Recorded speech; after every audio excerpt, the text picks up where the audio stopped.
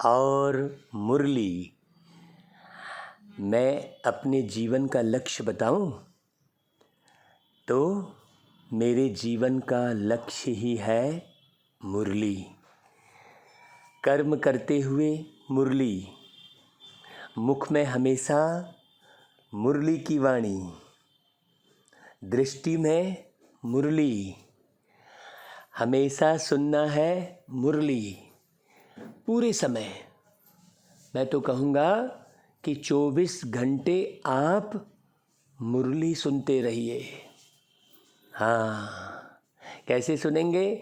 जब 5-6 बार मुरली को आप YouTube पर सुनेंगे, उसके बाद 24 घंटे मुरली गूंजती रहेगी आपके अंदर।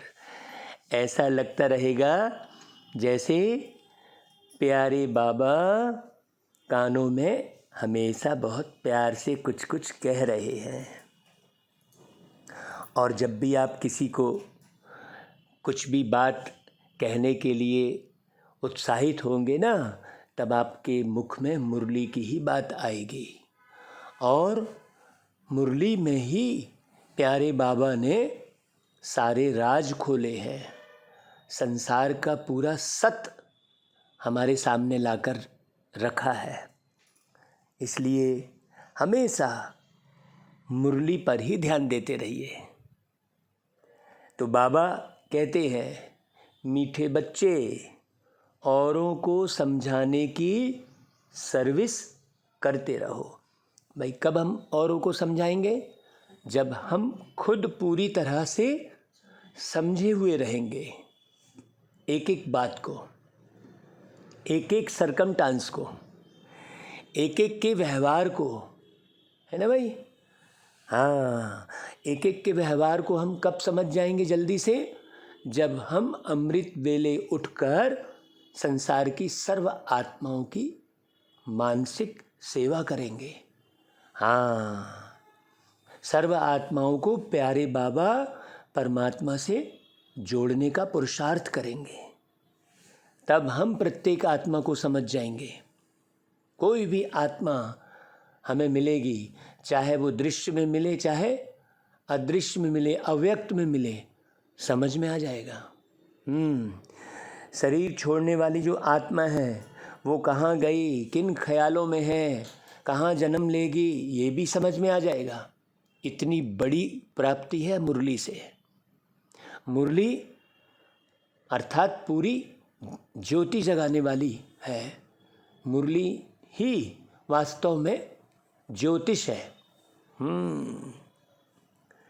तो बाबा कहते हैं, ऐसे ज्ञान धन को धारण करते हुए ज्ञान धन का दान करो तो अपार खुशी रहेगी, सर्व की आशीर्वाद मिलेगी। बाप की याद फिर भूलेगी नहीं। और जब बाप अर्थात परमात्मा की याद जब भूलेगी नहीं, तो आपसे कोई भूल होगी भी नहीं। और जब कोई भूल नहीं होगी तो सज़ा का कोई सवाल ही नहीं उठता, है ना भाई? तो बाप तुम बच्चों को रूहानी ड्रिल क्यों सिखलाते हैं? काहे के लिए सिखलाते हैं भाई रूहानी ड्रिल? रूहानी ड्रिल का मतलब क्या हुआ? रूह को परम धाम ले जाना, प्यारे बाबा को परम धाम में याद करना हमेशा। फिर यहाँ की खिटर पिटर पूरी समाप्त हो जाएगी।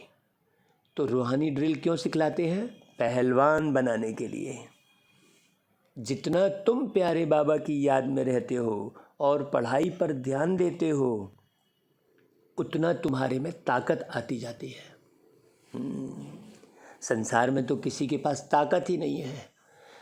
ताकत नहीं है, इसलिए ज़माने भर के पीछे भागते रहते हैं। तो इसी बल से तुम माया पर विजय प्राप्त कर लेते हो। तुम कोई स्थूल हथियार आदि नहीं चलाते, स्वदर्शन चक्र से माया का गला काटते हो। भक्ति मार्ग में दिखाया है ना भाई, कि कृष्ण जी ने चक्र का आह्वान किया तो उंगली में उनके चक्र आया। पहले तो दूसरी चीज़ों से खेल पाल करते रहे, लास्ट में फिर देखा कि ये राक्षस तो भाग ही नहीं रहा है। मर ही नहीं रहा है तो क्या करते थे, चक्र लाते थे। तो मुख्य कौन सा चक्र है, वो अपनी ही उंगली में चक्र घुमाना, वो वास्तव में स्वदर्शन चक्र है ना। सारे दिन में आपने कौन कौन से विचार मन में घुमाए, ये आप रात में बैठकर विचार सागर मंथन कीजिए कि सारे दिन में आपने कौन कौन से विचार घुमाए, क्या बोल दिया ये तक तो होश नहीं रहता, कहाँ दृष्टि चली गई ये तक तो मालूम नहीं रहता, तो अंदर विचार कितने सारे चल गए ये कैसे मालूम होगा। सोचिए, बाबा स्वदर्शन चक्र घुमाने की जो बात कर रहे हैं तो कितनी गहरी चेतना जगाने की बात कर रहे हैं। सत्यचित आनंद स्वरूप परमात्मा के बच्चे हो तो चैतन्य आत्मा हो। बाबा कहते हैं भाई, उन्होंने तो क्या दिखा दिया, हिंसक युद्ध दिखा दिया है। अब जो भी महाभारत का सीरियल देखते हैं, रामायण देखते हैं, कृष्णा देखते हैं, सब में क्या दिखा रहे हैं, शरीरों को मारते दिखा रहे हैं। वैसे ही फिर पिक्चर भी बना रहे हैं। ये है अहिंसक युद्ध, इसमें किसी की हिंसा नहीं होती है। स्वदर्शन चक्र घुमाना मतलब अपने अंदर की बुराइयों को खत्म करना। बचपन के दिन भुला न देना, वो गीत है ना भाई, आज हंसे कल रुला न देना, ओ बचपन के दिन भुला न देना। ओम शांति। बाबा ऐसे ऐसे गीत बजवाते थे।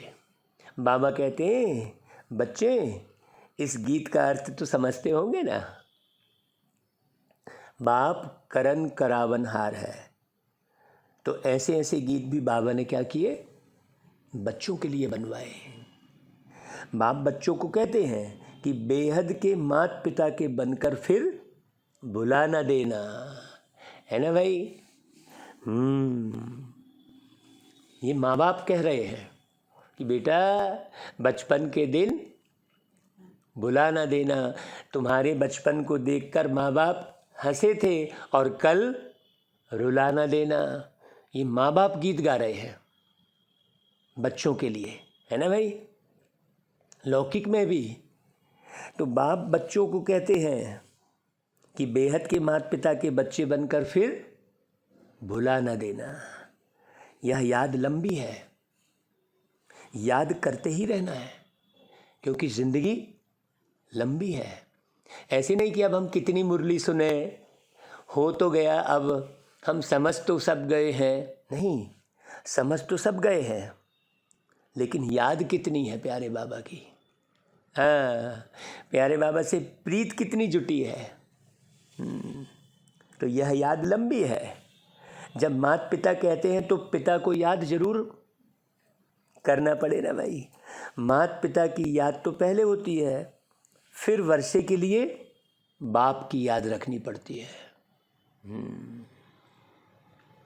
लिखा हुआ भी है, डीटी सावरेंटी तुम्हारा ईश्वरी जन्म सिद्ध अधिकार है। डीटी सावरेंटी मतलब दिव्य गुण धारण करना, है ना, सांवरे से गोरा बनना। परमपिता परमात्मा है विश्व के रचता, तो जरूर स्वर्ग नई दुनिया ही रचेंगे ना भाई। बाप कभी ऐसे नहीं कहेंगे कि हम पुराना घर बनाते हैं। लौकिक में भी हाँ बोलेंगे, हाँ हमेशा नया घर ही बनाते हैं, पुराना बनाने का अक्षर कभी नहीं निकलता। तो बेहद के बाप फिर नई दुनिया रचेंगे, है ना भाई। अब बच्चे जानते हैं हम माता पिता से वर्षा पाने श्रीमत पर चल रहे हैं। यह है बुद्धि की यात्रा। आप अपनी बुद्धि को बाबा की श्रीमत प्रमाण कितना चला रहे हैं, ये जरा गौर करो। बुद्धि को इधर उधर भटका तो नहीं रहे हैं, क्योंकि बुद्धि भटकती। बाबा कहते कि अभी बुद्धि की यात्रा परम धाम तक करो। बुद्धि की यात्रा से सतयुग का निर्माण करो। साकार में सतयुग को इस सृष्टि पर लाओ। बाकी वो जिस्मानी यात्राएं तो जन्म जन्मांतर करते आए हो और घड़ी घड़ी करते ही रहते हो। यह रूहानी यात्रा तो एक ही बार होती है, इसलिए इस समय पूरा ध्यान रूहानी यात्रा पर करना चाहिए। इसका मतलब ये हुआ कि हमारे अंदर में ये रहना चाहिए कि जरा भी घूमने फिरने का ख्याल ना उठे हमारे अंदर, बोर ना हो हम, बाबा की मुरली और बाबा में ही मगन हो। आनंद किस में आए? बाबा में आए। फ्रेश लगेगा आपको। बाकी तो आप जिधर भी घूमने जाएंगे, कहीं भी, आपको उस समय तो आनंद आएगा, लेकिन बाद में थकान लगेगी। थक गए भाई, अब तो हम सोएंगे। कहीं भी घूम के आएंगे आप तो। लेकिन बुद्धि की यात्रा यदि परम धाम तक की करेंगे, सतयुग को स्मृति में लाएंगे, तो थकान नहीं होगी, बल्कि फ्रेश लगेगा। तो ये रूहानी यात्रा एक ही बार होती है, तो यात्री पंडे को कभी भूल नहीं सकते। बच्चे माता पिता को कभी भूल नहीं सकते। तुम हो पांडव सेना और सुप्रीम पंडा है शिव बाबा। मतलब देखो, हम पंडा भी हैं, वो पंडे जिस्मानी यात्रा कराते हैं और हम पंडे लोगों को रूहानी यात्रा सिखलाएं, क्योंकि ये एक ही बार होता है पूरे 5000 साल में। और इसी रूहानी यात्रा से ही पूरा 5000 साल टिका हुआ है। ये आधार है। आपको ये अंतिम जन्म भी बाबा के संग जुड़ने के पहले जितने भी तुम्हें कष्ट मिले हैं, वो सब संगम युग में सही पुरुषार्थ नहीं करने की वजह से मिले हैं। नहीं तो उसी संगम युग में कितनी मनुष्य आत्मा है जो कितना आलीशान रह रही है बाबा के संग, है बढ़िया रह रही है ना। उनको किसी भी किस्म की कोई तकलीफ नहीं है इस संगम पर। तो संगम युग का जो पुरुषार्थ है वही मुख्य है। बाकी जन्म तो कोई पुरुषार्थ ही नहीं है, सही मायने में देखा जाए तो। सतयुग त्रेता में कोई पुरुषार्थ थोड़ी है, द्वापर कलयुग में भी कोई पुरुषार्थ थोड़ी है, भटकना है। तुम शिव बाबा के बच्चे हो। बद्रीनाथ व अमरनाथ पर जाते हैं तो बुद्धि में यात्रा ही याद रहती है। जैसे विलायत से लौटते हैं तो फिर अपना बर्थ प्लेस ही याद रहता है। विदेश से कोई लौटेगा तो कितनी खुशी होती है कि हम घर जाते हैं। तुम बच्चे भी जानते हो, अपने बेहद घर स्वीट होम में हम जाते हैं ना भाई। तो ऐसी स्थिति बनाने के लिए हमें क्या करना होगा? विकर्माजीत बनना होगा जरूर। हमसे किसी भी किस्म का कोई विकर्म ना हो। सोचना भी एक कर्म है ना भाई। सोचने का भी कर्म करती है ना आत्मा। मुख्य पुरुषार्थ तो सोचना ही रह जाता है। शरीर छोड़ने के बाद भी क्या आत्मा सोचेगी ना, देख तो पाती नहीं है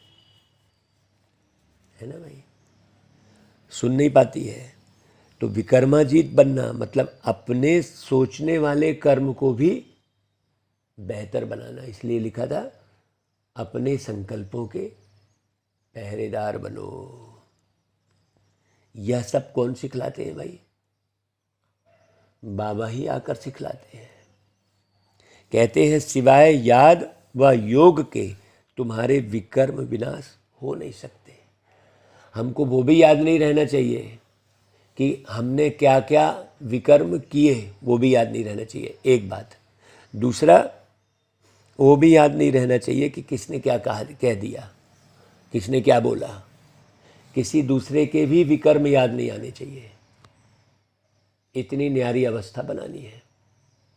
हाँ, नहीं तो इसी बात का झगड़ा चलता रहता है ना, तुमने तो ऐसा बोला, तुमने तो वैसा बोला, वो ये बोला, वो बोला, वो बोलने में ही नहीं, प्यारे बाबा ने क्या बोला ये हमेशा ध्यान रखेंगे तो विकर्म नहीं होंगे भाई।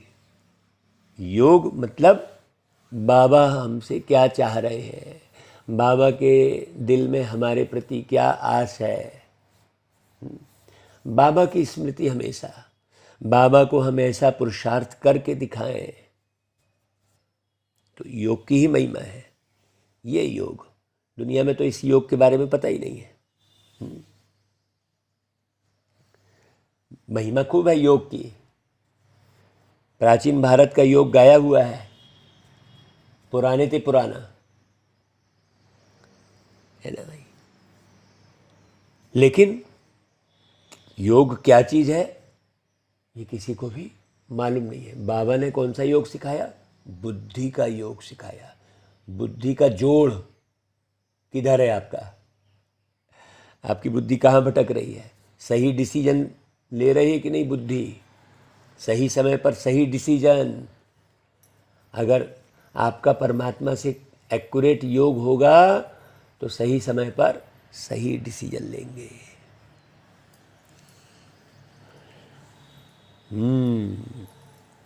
बाकी सतयुग तो है नई दुनिया, तो इस समय पुरानी दुनिया में पुराना योग सिखलाते हैं लोग।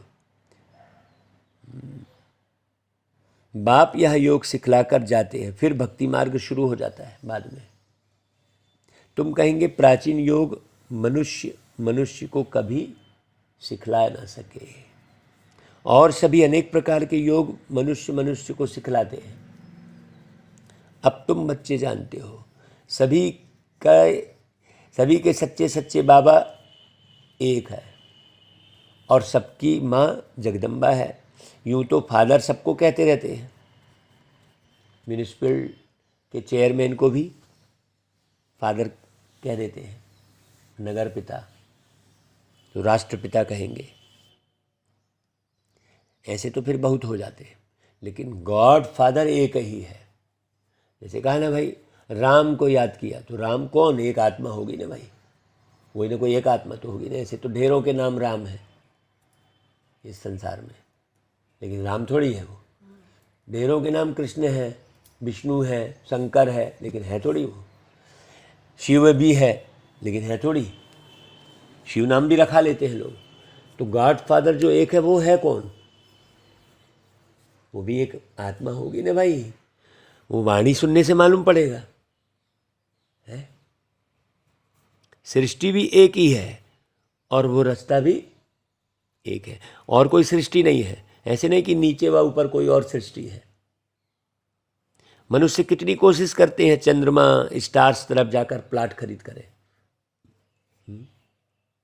अभी लिफ्ट बना रहे हैं यहाँ से लेके सीधे चंद्रमा तक जाने के लिए है, और चंद्रमा में प्लाट जीवन ढूंढ रहे हैं, लेकिन सक्सेस हो पाएंगे क्या? नहीं सफल हो पा रहे हैं। जब अति में जाते हैं तो विनाश हो जाता है। अब यहाँ से लेके चंद्रमा तक लिफ्ट बनाएंगे तो ये अति में जाना नहीं हो गया है? क्या होगा? विनाश ही होगा, भल कितना भी माथा मारे। अब बाबा कहते हैं, लाडले बच्चे, बचपन के दिन भुला न देना। यहाँ तो पहले बच्चे बनते हैं शिव बाप के, है ना भाई। वही बाप फिर शिक्षक भी बनते हैं। वर्षा देने वाले तो एक ही बाप है, उनको अच्छी रीति समझना। सन्यासियों को तो माता पिता है नहीं है, प्रॉपर्टी मिल न सके। लौकिक बाप से तो सबको वर्षा मिलता है, लेकिन पारलौकिक बाप तो एक ही है ना भाई। उनको कहा जाता है रचता। तो उनके आधार पर जो चलेंगे, ऐसे सन्यासी थोड़ी बन जाना है। बाबा कहते हैं मैं हूं मनुष्य सृष्टि का बीज रूप। अभी समझना बहुत अच्छे से।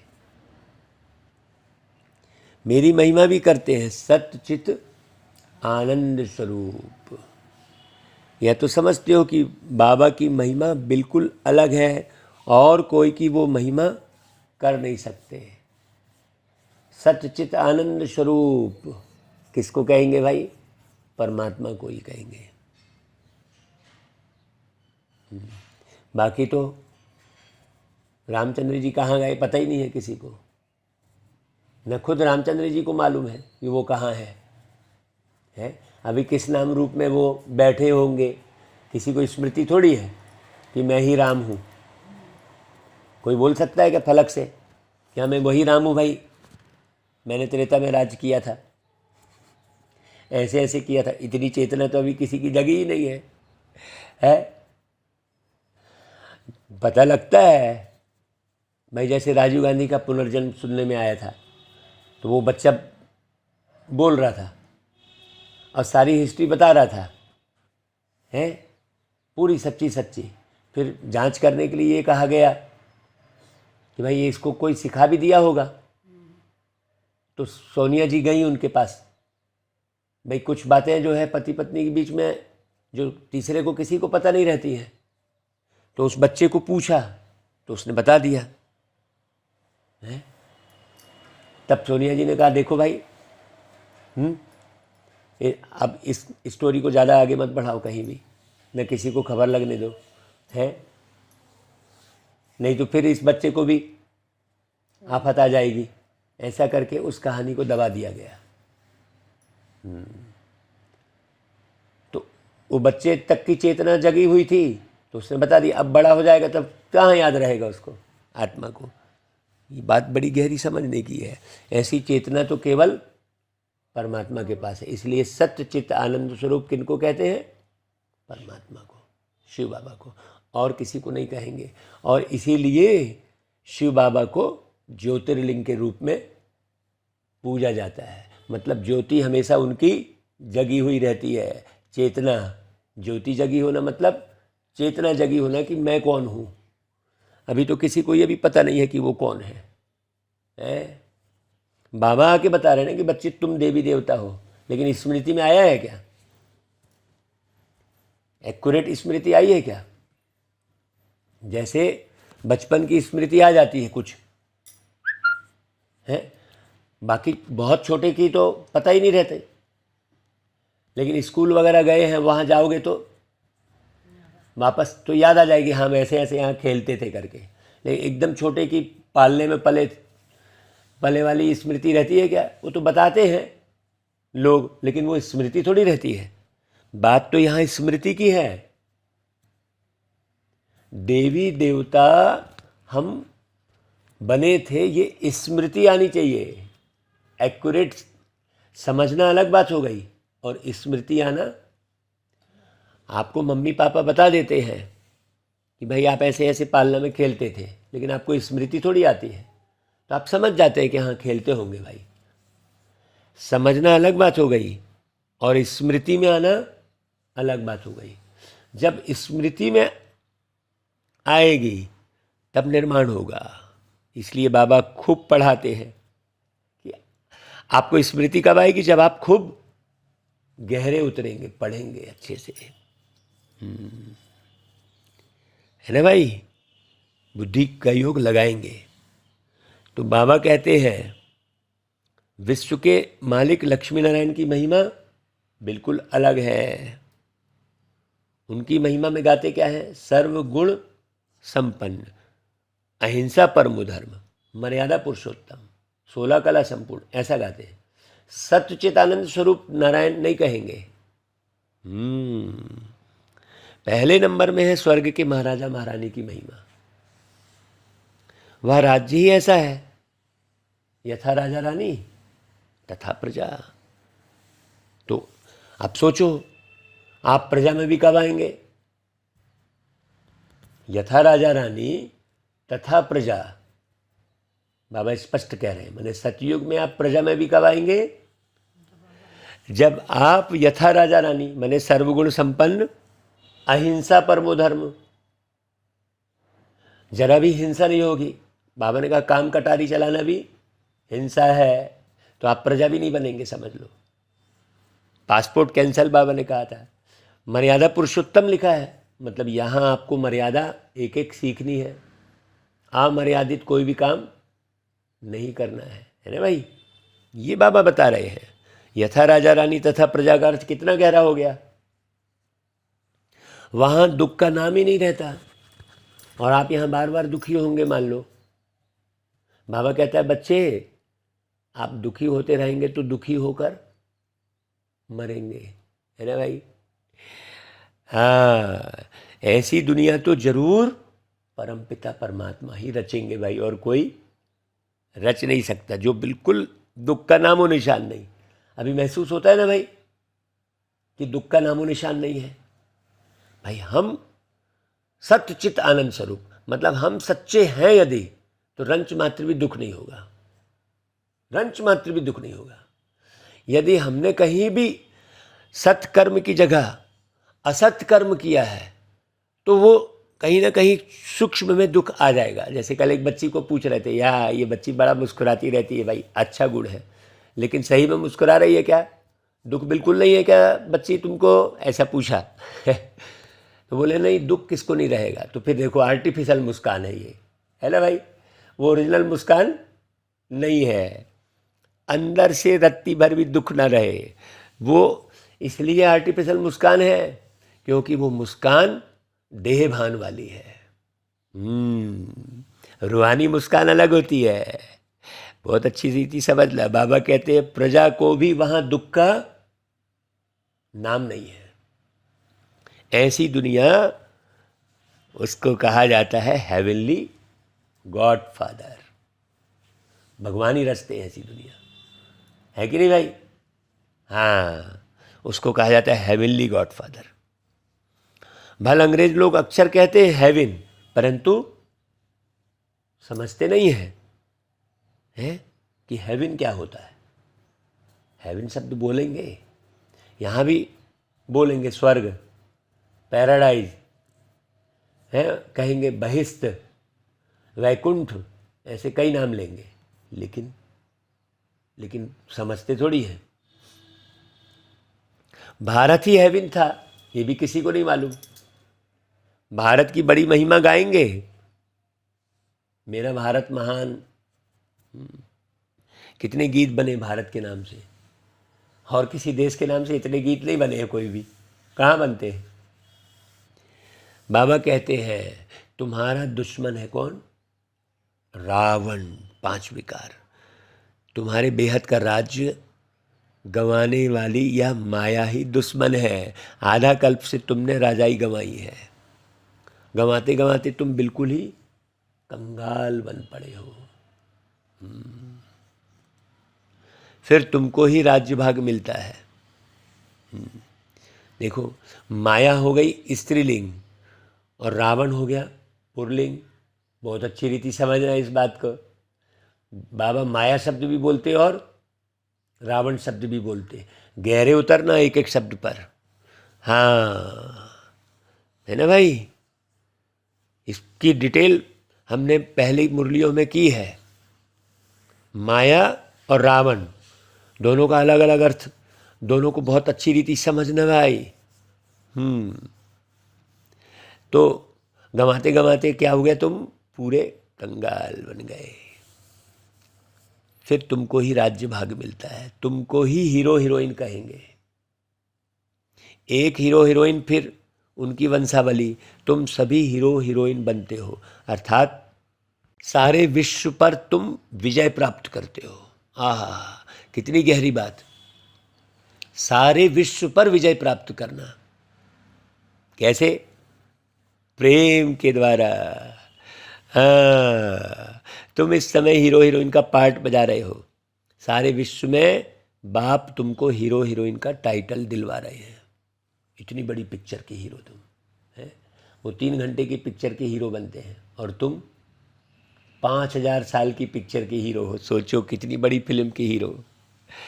तुम हो शिव शक्ति सेना।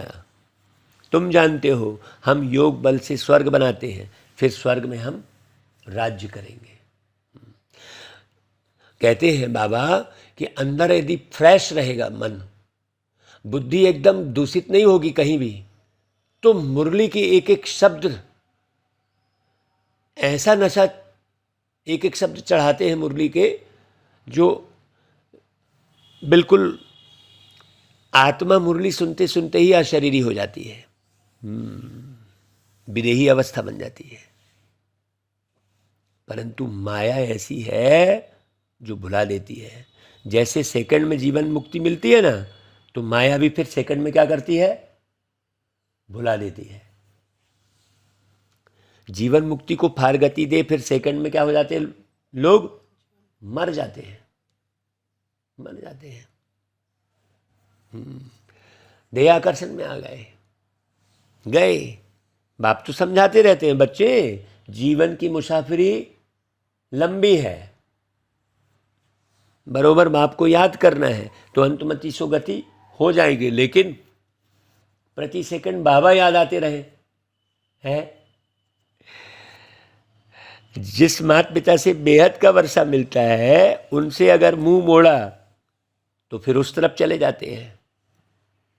बाबा ने जैसे लखनऊ का उदाहरण दिया, बच्चों ने लखनऊ में भूल भुलैया देखा होगा, अंदर जाने से मनुष्य मूंझ जाते हैं। यह भी ऐसे है। हाँ, मुरली पर ध्यान नहीं रहता, बार बार मुरली से ध्यान हट जाता है। भूल भुलैया है बड़ा। बाप और बाप का घर भूल जाने से धक्के खाते, माथा टेकते रहते। रास्ता दिखाने वाला तो ऊपर खड़ा है। बाबा कहते हैं तुम अब माया पर जीत पाने का पुरुषार्थ कर रहे हो, श्रीमत पर। ऐसे नहीं आज माता पिता कहे कल फिर उनको भुला दो।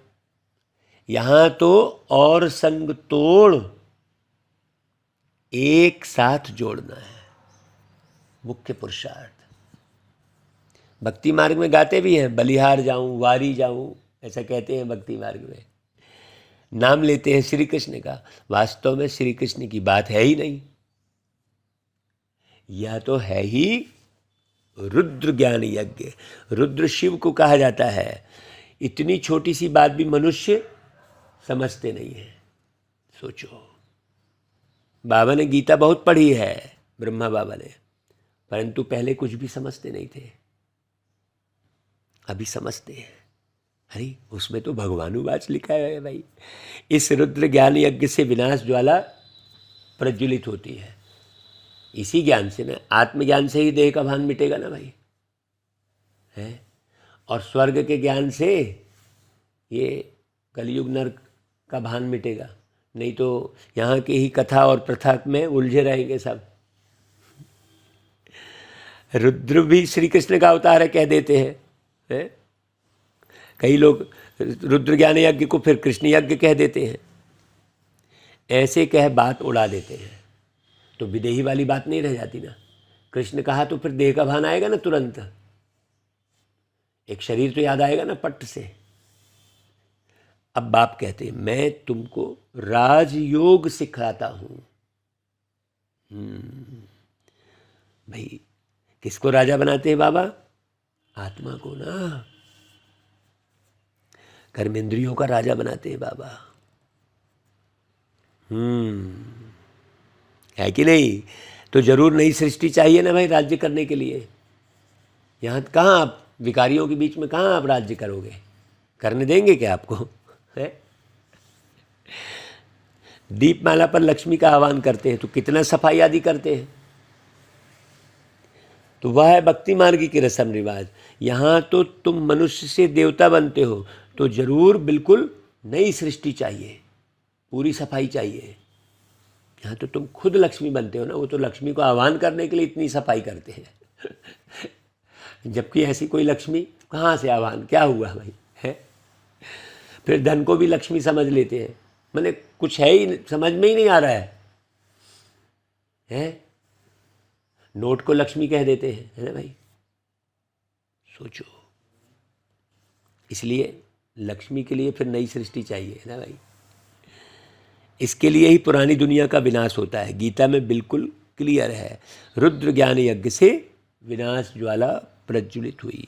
बाप है ही बेहद की सृष्टि रचने वाले।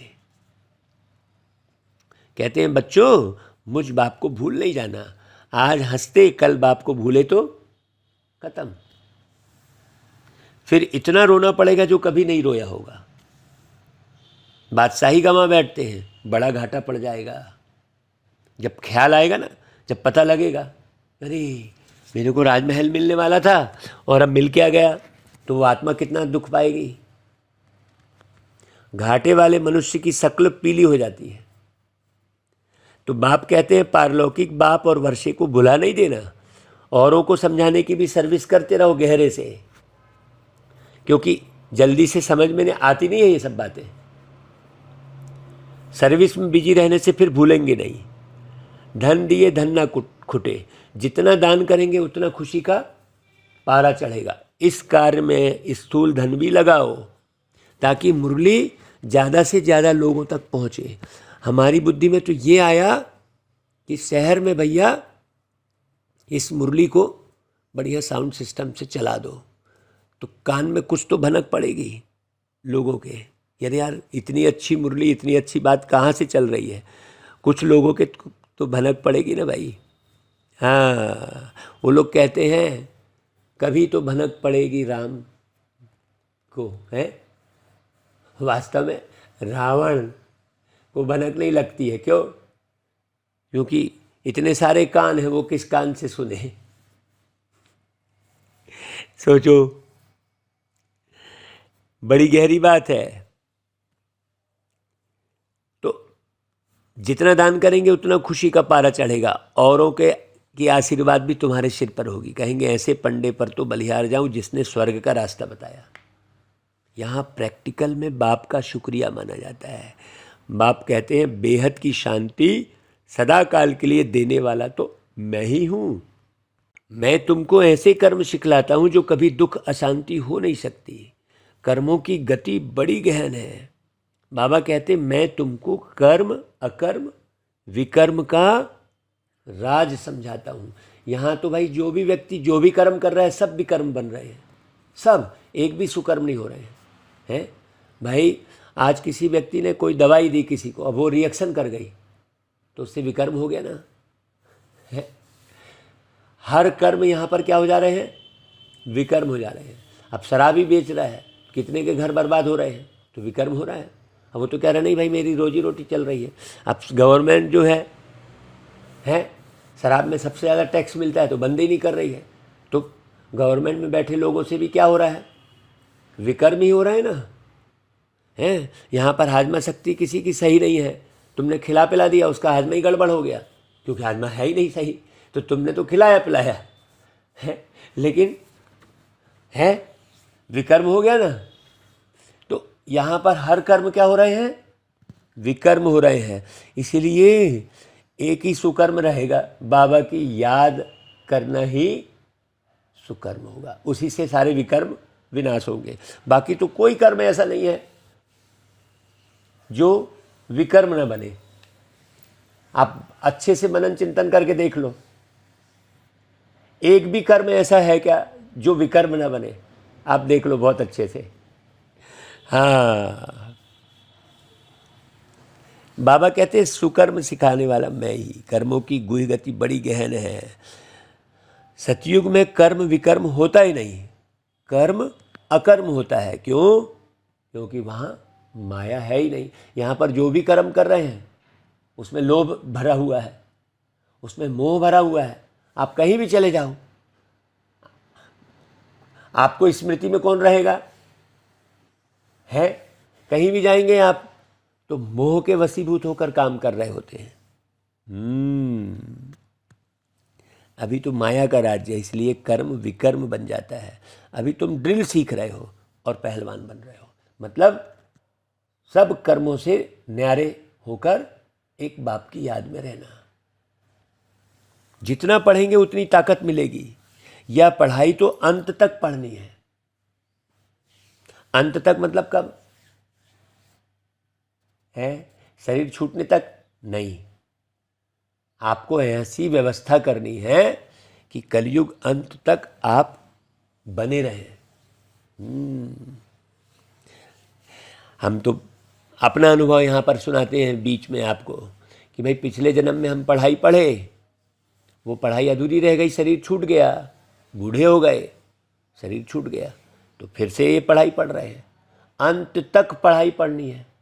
अभी भी अगर किसी कारण से ये शरीर छूट जाए तो कोई कारण ऐसा बनने नहीं दो, इतना चैतन्य में रहो है कि भाई ये सावधानी बरतो कि भाई तुम्हारा एक्सीडेंट ना हो पाए, शरीर बीमार ना पड़ पाए, ये ख्याल रखो। तो क्यों आयु घटेगी भाई? घट ही नहीं सकती। आप खान पान में, दृष्टिवृत्ति में है, कृति संस्कृति में ध्यान रखोगे, भय नहीं खाओगे। भय में व्यक्ति की डेथ होती है ना, है? सावधानी से चलोगे। भय खाकर किनारे चल रहे हैं नहीं, सावधानी से किनारे चल रहे हैं। और भयभीत हैं तो भय ट्रांसफ़र होता है, बहुत स्पीड से ट्रांसफ़र होता है। ये सब बारीक बातें हैं। तो इसलिए अंत समय तक हमको ये पढ़ाई पढ़नी है। कब पढ़ पाएंगे भाई? जब हम इस शरीर को, मन को, है, बुद्धि को, संस्कारों को संभाल के रखेंगे, इस पर हम राज करेंगे, तब हम अंत तक पढ़ पाएंगे। हर एक मठ पंथ का पहले एक आता है, फिर वृद्धि होती जाती है। ये पढ़ाई पढ़ते जाओगे तो फिर वृद्धि होती जाएगी। आजकल तो दुनिया में अंधश्रद्धा बहुत है, यहाँ तो है पढ़ाई, इसमें अंधश्रद्धा की कोई बात ही नहीं है। वो लोग एक ही लेक्चर में कितने को बौद्धि अथवा क्रिश्चियन बना देते हैं, सोचो। पादरी लोग ही बहुत लेक्चर करते हैं, फिर ढेर क्रिश्चियन बन जाते हैं। यहाँ वह बात नहीं है। यहाँ तो माया से युद्ध करनी है? यहाँ पर धर्म परिवर्तन वाली तो कोई बात ही नहीं है भाई। इसको कहा जाता है युद्ध स्थल। ये बात ही अलग है। यहाँ तो भगवान आकर हिंसा थोड़ी ही सिखलाएंगे, कहते हैं अहिंसा का बल चाहिए। परंतु हिंसक मनुष्य कभी अहिंसा सिखला ही नहीं सके। मनुष्य तो हर पल हिंसा कर रहा है? अभी तुम बच्चे जानते हो, हम बाप से वर्षा पाने का पूरा पुरुषार्थ कर रहे हैं। यह राजधानी स्थापन हो रही है। माला को फिराते फिराते राम राम कहते रहते हैं। त्रेता अंत तक 16,108 प्रिंस प्रिंसेस हो जाते हैं। इसमें 8 है मुख्य। 8 रत्नों की बड़ी महिमा है। रत्न की अंगूठी बनाकर पहनते, वो किसकी यादगार में वो रत्न है किसी को पता ही नहीं है। सोचो, मनुष्य थोड़े ही समझते हैं कि इसका राज क्या है? 8 तो पांचवी दानर होते हैं, बिल्कुल सजा नहीं खाते। बाकी 100 तो थोड़ी बहुत सजा खाते ही हैं। देखो इतना गहरा राज कहाँ बताएगा कोई। बाप कहते हैं बच्चे थक मत जाना, ओ रात के राही। अभी हम रात को क्रॉस कर दिन में जाते हैं। कितना नशा, सोचो। बाबा की मुरली में बाबा भी आते हैं संगम पर। आधा कल्प की रात पूरी होती है तो बाप आते हैं, इसलिए ही शिवरात्रि कहते हैं। शिव बाबा की जन्मपत्री और कोई तो बता ना सके ना भाई, सिवाय तुम्हारे। ब्रह्मा की रात और ब्रह्मा का दिन बेहद का गाया हुआ है। घोर अंधियारे से घोर सोजरा होता है। तो कितना नशा होना चाहिए, सोचो। बाप आते हैं अंत में, जबकि रात पूरी हो, दिन आना है। तो ब्रह्मा की है बेहद की रात। यह समझ की बातें हैं ना भाई। बाबा खुद कहते हैं मैं साधारण तन में प्रवेश करता हूं, इसलिए लोग समझ नहीं पाते। जिनके तन में प्रवेश किए वो भी अपने जन्मों को नहीं जानते। मैं बतलाता हूं, ब्रह्मा और बीके के इतने जन्म हुए हैं। इन सब बातों को कल्प पहले वाले ही समझेंगे, जिन्होंने कल्प पहले मेहनत की होगी। हम अभी बाप को जानने से आस्तिक बने हैं, बाप से वर्षा लेते हैं। आत्माओं का बाप एक है भाई। ब्रह्मा भी तो शिव बाबा के बच्चे हैं ना, एडॉप्ट करते हैं ना, खुद कहते हैं मैं इनमें प्रवेश करता हूँ और कोई यह बातें कर न सके। बाबा कहते हैं लाडले बच्चे, बाप को भूलना नहीं, भूले तो स्वर्ग का वर्षा गंवा देंगे, फिर रोना पड़ेगा। कल्प कल्प की बाजी हो जाती है, कल्प कल्प ऐसा करते रहेंगे। अच्छा भाई, मीठे मीठे सिकिलधे बच्चों प्रति माता पिता बाप दादा का याद प्यार और गुड मॉर्निंग। रूहानी बाप की रूहानी बच्चों को नमस्ते, और हम रूहानी बच्चों की रूहानी माता पिता बाप दादा को याद प्यार गुड मॉर्निंग और नमस्ते। देखो भाई, धारणा के लिए सार है, जीवन की लंबी मुसाफिरी में थकना नहीं है, माता पिता से कभी भी मुंह नहीं मोड़ना है, और संग तोड़ एक बाप पर पूरा बलिहार जाना है। मुरली के अलावा और कहीं मन न लगे। हाँ, बाकी तो शरीर निर्वाह अर्थ भाई कर्म करो जाओ। दूसरी पॉइंट, स्वीट होम में जाने के पहले विकर्माजीत जरूर बनना है, एक भी विकर्म न रह जाए। श्रीमत पर बुद्धि की यात्रा करते रहना है। अच्छा भाई, वरदान, साथ रहेंगे साथ जिएंगे, इस वायदे की स्मृति द्वारा कंबाइंड रहने वाले सहज योगी भव। आप बच्चों को वायदा है कि साथ रहेंगे, साथ जिएंगे, साथ चलेंगे। इस वायदे को स्मृति में रख बाप और आप कंबाइंड रूप में रहो, तो इस स्वरूप को ही सहज योगी कहा जाता है। योग लगाने वाले नहीं, लेकिन सदा कंबाइंड अर्थात साथ रहने वाले। ऐसे साथ रहने वाले ही निरंतर योगी, सदा सहयोगी, उड़ती कला में जाने वाले फरिश्ता स्वरूप बनते हैं। अच्छा भाई, स्लोगन, क्वेश्चन मार्क का टेढ़ा रास्ता लेने के बजाय कल्याण की बिंदी लगाना ही कल्याणकारी बनना है। जो भी हुआ वो सब कल्याणकारी, अच्छा ही हुआ है ना भाई। हाँ, मेरे तो एक शिव बाबा, दूसरा ना कोई। अच्छा भाई, ओम शांति।